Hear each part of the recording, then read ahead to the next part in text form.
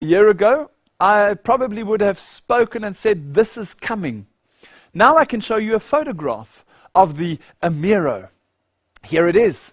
And on it, on the front of it, you'll see Liberty sitting. Interesting to see that she's got 3 fasciae, one a big one under her elbow, and 2 that she's sitting on either side of Liberty, the word Liberty. And the fasciae, those of you who watched the DVDs will remember that fasciae is a symbol for fascism. Like Mussolini, he used to have it on his postage stamps, and Hitler. This is the symbol for all power under one man. You go to the reverse side of the coin, and there you'll see the Union of North America. You can even see the picture of it at the bottom. This is the 20 Amero coin, and down on the bottom right there you'll see the D. This means that it was minted at the Denver Mint in Colorado. Now this might come as a surprise to people. Well, unfortunately that's what it's supposed to do. In order to bring in the Amero, they need to have some sort of financial problem, specifically in America, but also worldwide.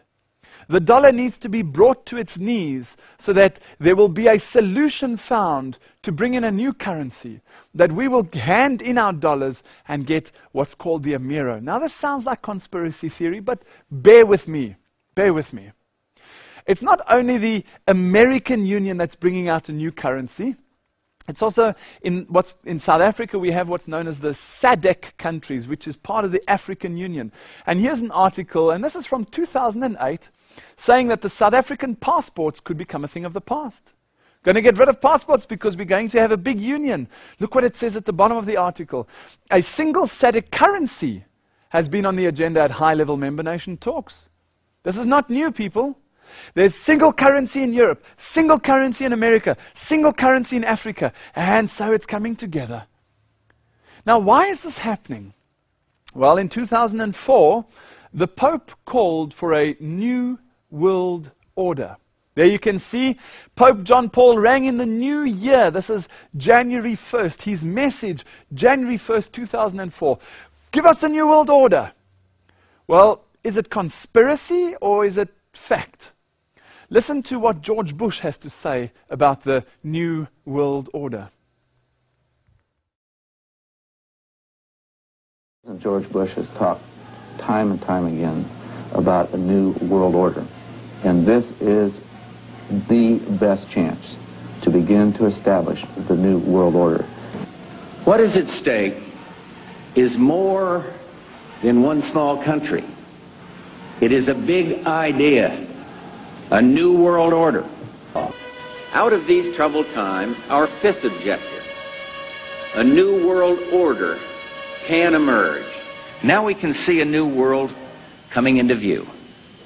A world in which there is the very real prospect of a new world order. It's quite simple. Is it conspiracy theory? Or is it maybe fact? Is there maybe something that's coming down the line which we're not aware of? Well, it's not just the Americans that are calling for it. The very first thing, one of the first things that Prime Minister Gordon Brown said is he called for a new world order. When Putin was in power in Russia, he called for a new world order. Now, what is the new world order? Well, the new world order is basically a management system to control all of us into a single, sort of a global family, right? And it's got to do with biometric controls, etc. But I go into a lot of information on my New World Order DVD. I'm not going to go into that now. But for the New World Order to work, certain systems need to be in place. Number one, the very first one that has to be in place, is we have to have global interlaced technology. What do I mean by that?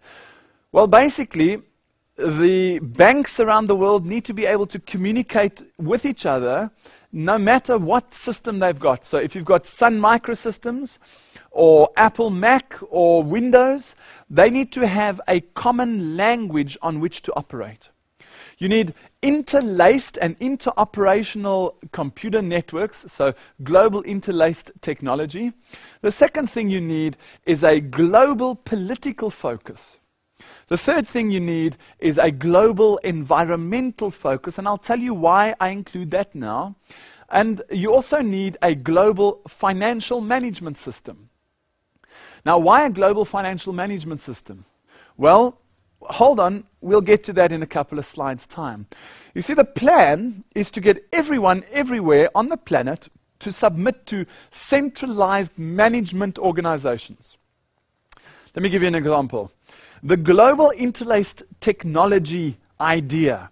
Is there anywhere in the world where all technologies have to submit their documentation to get what's called an ITU standard? Is it maybe the ITU? Yes, anyone that's involved in telecommunications will know a company called, or an organization called, the International Telecommunications Union. This is an organization that it produces and supplies all the standards for global interactive technology. So if I have a video conferencing unit in Japan, and my friend has one in South Korea, and another friend has one in Germany, they can communicate to each other through the ITU standards. So one organization worldwide that produces and it shows all the world's computers how to interlace. What about a global political focus? Is there one organization worldwide where you can find this global political focus? Yes, what's it called? The United Nations.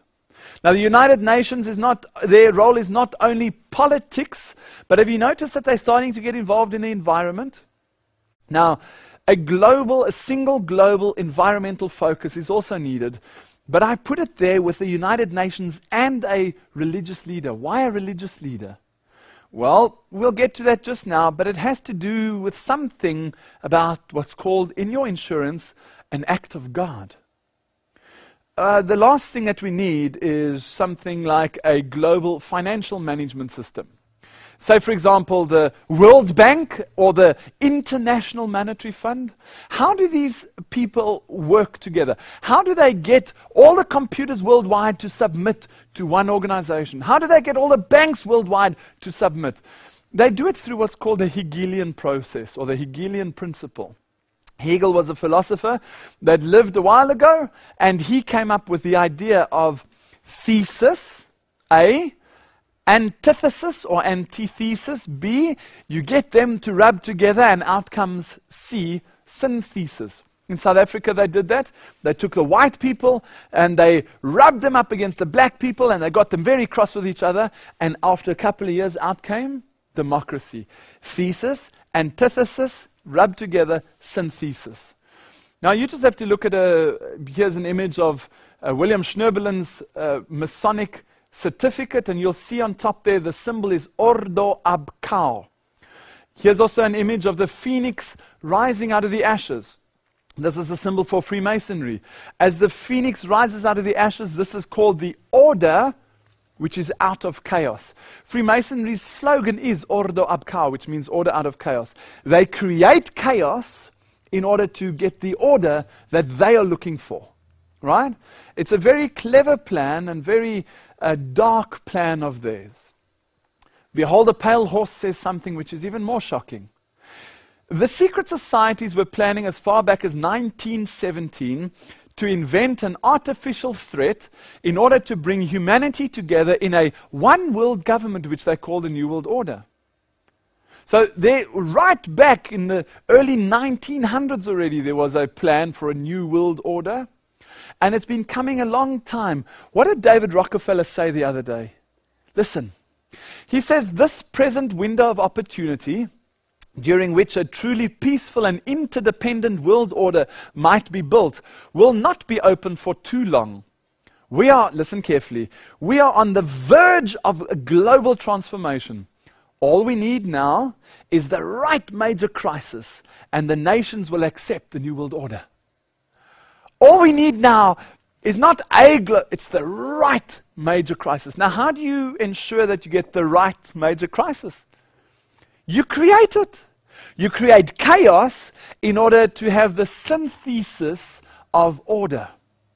Now, this is something which might be new to you, but it's well documented, and I cover it in my lectures entitled God's Final Call. Now, I mentioned just now that in order to have a new world order, all the computers worldwide need to be able to communicate. It's called global interlaced technology. In order to have global interlaced technology, you need the right